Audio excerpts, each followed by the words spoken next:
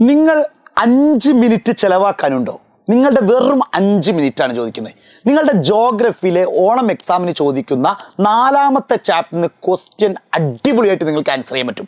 നിങ്ങളുടെ വിലപ്പെട്ട 5 മിനിറ്റ് മാത്രമേ ചോദിക്കുന്നുള്ളൂ. യെസ്, 4ാമത്തെ ചാപ്റ്ററിൻ്റെ പേരൊന്നും ഞാൻ പറഞ്ഞ് സമയം കളയണില്ല. അതിൽ ചോദിക്കുന്ന ഒരു ക്വസ്റ്റ്യൻ ആണ് എഡ്യൂക്കേഷൻ. വിദ്യാഭ്യാസം എങ്ങനെയാണ് രാജ്യത്തിൻ്റെ ഡെവലപ്മെൻറ്റ്, അല്ലെങ്കിൽ നമ്മൾ പറയുന്ന നാഷൻ്റെ ഡെവലപ്മെൻറ്റിന്, പുരോഗതിക്ക്, രാജ്യത്തിൻ്റെ പുരോഗതിക്ക് പങ്കാളിയാവുന്നത്? ഇങ്ങനെയാണ് ചോദിക്കുന്നത്. മക്കളെ, എഡ്യൂക്കേഷൻ ഉണ്ടെങ്കിൽ എന്ത് കിട്ടും?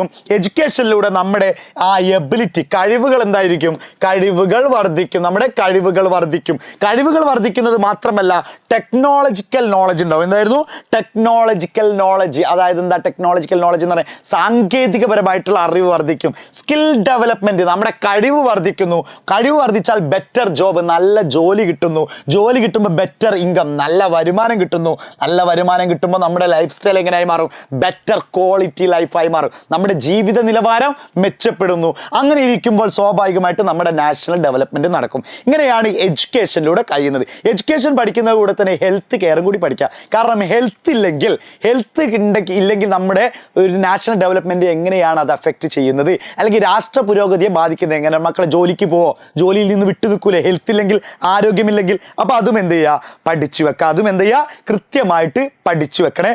ഓക്കെ, ഇനി അങ്ങനെയാണെങ്കിൽ causes and consequence of poverty, അതായത് ദാരിദ്ര്യം. നമ്മുടെ മനുഷ്യ മൂലധനം, അല്ലെങ്കിൽ ഹ്യൂമൻ റിസോഴ്സ്, അല്ലെങ്കിൽ ഹ്യൂമൻ ക്യാപിറ്റൽ നേരിടുന്ന പ്രധാനപ്പെട്ട ചലഞ്ചസ് ആണ്, പ്രധാനപ്പെട്ട വെല്ലുവിളിയാണ് പോവർട്ടി ആൻഡ് അൺഎംപ്ലോയ്മെന്റ്. അൺഎംപ്ലോയ്മെന്റിന്റെ വീഡിയോ നമ്മൾ വേറെ ചെയ്തിട്ടുണ്ട്.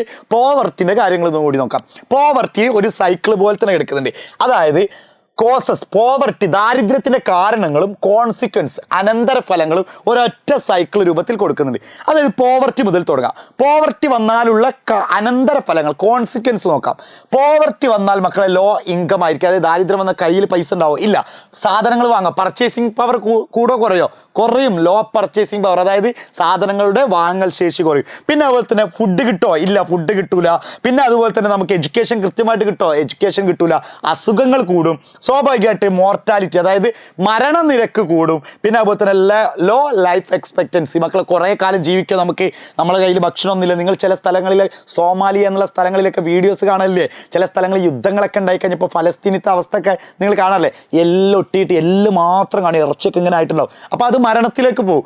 അങ്ങനെ സ്വാഭാവികമായിട്ട് എന്തായിരിക്കും? ഈ ആൾക്കാർ പിന്നെ പണിക്ക് പോകാനൊക്കെ വെക്കോ? സ്വാഭാവികമായിട്ട് പല സ്ഥലങ്ങളിൽ ജോലിക്കൊന്നും പോലെ, കാരണം ആരോഗ്യമില്ല. അങ്ങനെയാകുമ്പോൾ സ്വാഭാവികമായിട്ട് ലോ പ്രൊഡക്ടിവിറ്റി ആവും. അതായത് നോക്കിക്കേ, കുറഞ്ഞ ഉൽപാദനക്ഷമതയാവും, ജോലി ചെയ്യില്ല. അങ്ങനെ ജോലി ചെയ്യാതെ ആവുമ്പോൾ അതെന്തായി മാറും? ദാരിദ്ര്യത്തിലേക്ക് മാറും. കണ്ടോ? അപ്പോൾ ദാരിദ്ര്യത്തിൻ്റെ കാരണം ഇങ്ങനെ വന്നു, ദാരിദ്ര്യത്തിൻ്റെ അനന്തരഫലങ്ങൾ ഇങ്ങനെ വന്നു. ഒറ്റ സൈക്കിളിൽ ദാരിദ്ര്യത്തിൻ്റെ, പോവർട്ടിയുടെ കോസസ്, കാരണങ്ങളും കോൺസിക്വൻസ്, അനന്തരഫലങ്ങളും നമ്മൾ പഠിച്ചു. ഓക്കെ ആണോ മക്കളെ? സെറ്റല്ലേ? അപ്പോൾ ഓണം എക്സാമിൻ്റെ ഇങ്ങനത്തെ കാര്യങ്ങളൊക്കെ കിട്ടാൻ വേണ്ടി നമ്മുടെ കമ്മ്യൂണിറ്റിയിൽ ജോയിൻ ചെയ്യാൻ മറക്കണ്ട.